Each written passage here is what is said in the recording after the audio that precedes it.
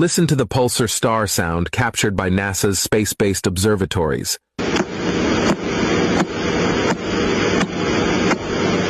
What does it sound like?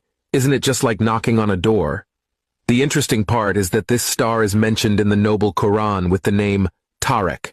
The word Tariq means someone who knocks on a door, hitting something hard to make noise. Allah said in the Quran, وَالسَّمَاءِ وَالطَّارِقِ وَمَا أَدْرَاكَ مَا الطَّارِقُ النَّجْمُ الثَّاقِبُ. NASA was able to hear the pulsar star using high-end technology of the 21st century. You can clearly hear the sound, which sounds like someone is hitting or knocking on something.